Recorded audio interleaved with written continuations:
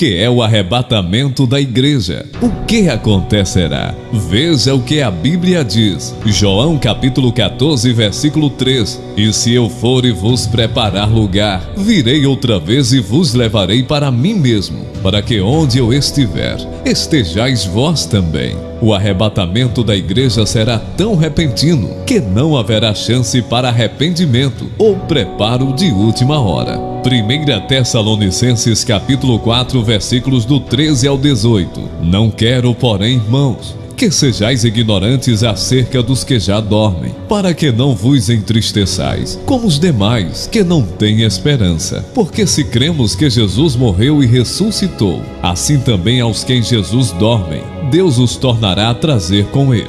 Dizemo-vos, pois, isto pela palavra do Senhor, que nós, os que ficarmos vivos para a vinda do Senhor, não precederemos os que dormem. Porque o mesmo Senhor descerá do céu com alarido, e com voz de arcanjo, e com a trombeta de Deus, e os que morrem em Cristo ressuscitarão primeiro. Depois nós, os que ficarmos vivos, seremos arrebatados juntamente com eles nas nuvens, a encontrar o Senhor nos ares, e assim estaremos sempre com o Senhor. Portanto, consolai-vos uns aos outros com estas palavras. No sermão profético de Mateus capítulo 24, versículo 12, Jesus mencionou alguns eventos que já se cumpriram, como por exemplo, a destruição de Jerusalém, que aconteceu nos anos 70 depois de Cristo. O mestre também falou a respeito de eventos que aconteceriam em um tempo determinado pelo Pai, mas não revelado a nós, como o dia do arrebatamento da igreja. Esse evento tão aguardado pelos cristãos de todos os tempos será a completude da nossa salvação. Por isso, almejamos esse dia, quando seremos transformados, que receberemos um corpo glorificado. O que é e quando se dará o arrebatamento? A palavra grega para o arrebatamento é harpazo e significa retirada brusca. O arrebatamento será uma retirada sobrenatural e rápida da igreja do Senhor da terra, culminando no encontro com Jesus nos ares. Esse é um tema tão importante para os cristãos que no Novo Testamento o apóstolo Paulo escreveu 2 capítulos para tratar a respeito desse assunto. 1 Coríntios capítulo 15 e 1 Tessalonicenses capítulo 4.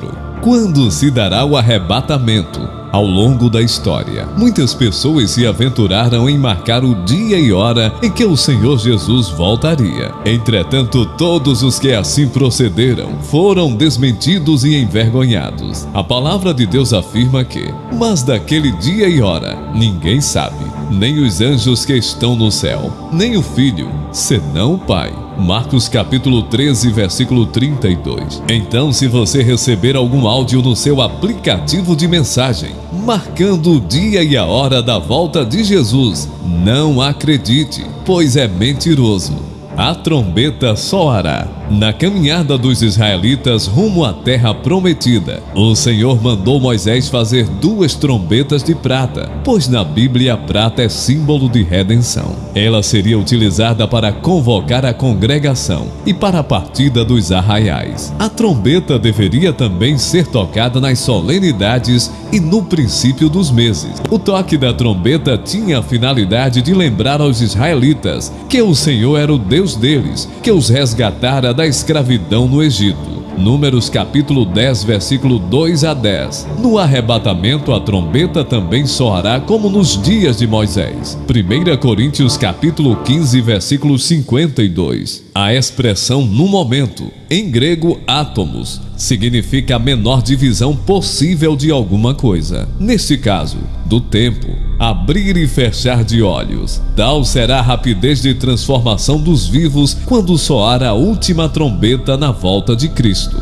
O Senhor estará convocando o seu povo desde o primeiro justo morto, o qual ressuscitará até os que estiverem vivos na sua vinda, os quais serão transformados a encontrar o Senhor nos ares, nesse instante solene de alegria para todos os salvos em Jesus Cristo. O arrebatamento da igreja para os crentes é a nossa esperança. Os crentes em Jesus pela fé Tenha a esperança e a certeza de que o arrebatamento pode acontecer a qualquer momento. Por isso, o crente fiel procura viver de maneira sóbria, justa e piamente, aguardando a bem-aventurada esperança e o aparecimento da glória do grande Deus e nosso Senhor Jesus Cristo. Tito, capítulo 2, versículos 12 e 13. A certeza da esperança de que Jesus voltará nos leva a viver como Simeão, um homem justo e temente a Deus, que durante anos aguardava a promessa da consolação de Israel.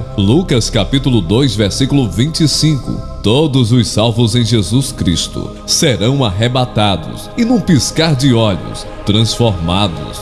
Deixaremos o nosso corpo abatido e receberemos um corpo glorioso, imortal e incorruptível, semelhante ao corpo do nosso Senhor Jesus Cristo. Filipenses capítulo 3, versículo 21. É a chegada repentina do noivo. Em continuidade ao sermão profético de Mateus 24, Jesus contou a parábola das 10 virgens. Mateus capítulo 25, versículos 1 a 13. O casamento hebreu possuía uma longa celebração, que chegava a durar dias, e uma parte importante do cerimonial era inicial, na qual o noivo em cortejo e ao encontro da noiva. Segundo Jesus, o noivo tardou a chegar, e as damas de honra adormeceram. Porém, as prudentes tinham azeite suficiente para manter suas lamparinas acesas. Sabemos que o azeite é um símbolo do Espírito Santo, e a história narrada por Jesus nos mostra que precisamos estar cheio do Espírito, pois só assim conseguiremos aguardar a sua volta de forma prudente e produtiva. Precisamos estar vigilantes para não sermos dominados pelo sono da indiferença. No arrebatamento igual à parábola, haverá um cortejo nupcial, pois o noivo virá para o encontro nos ares, com a sua noiva a igreja. Então todos os crentes fiéis que estiverem vivos nesse dia glorioso serão levados para encontrar com o Senhor nos ares, e assim estaremos reunidos para sempre com Ele. 1 Tessalonicenses capítulo 4, versículo 27.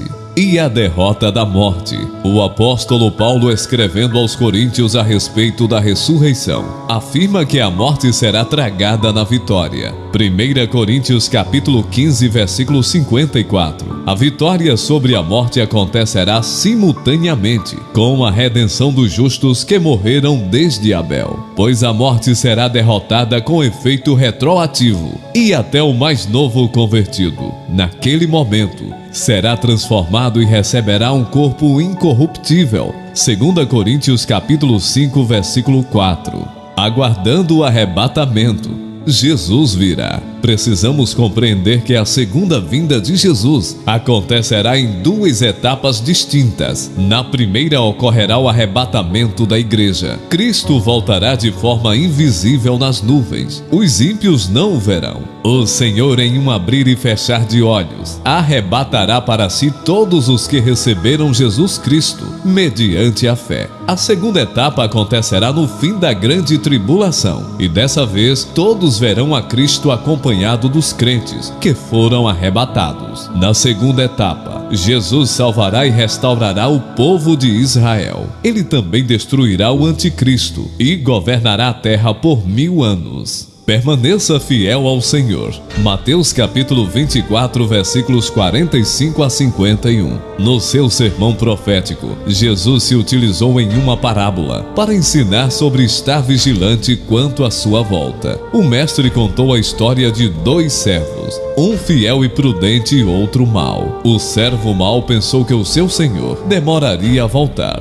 Então, se descuidou e começou a agir de forma insensata. Precisamos estar vigilantes e jamais perdermos a sobriedade e a sensatez na nossa caminhada cristã.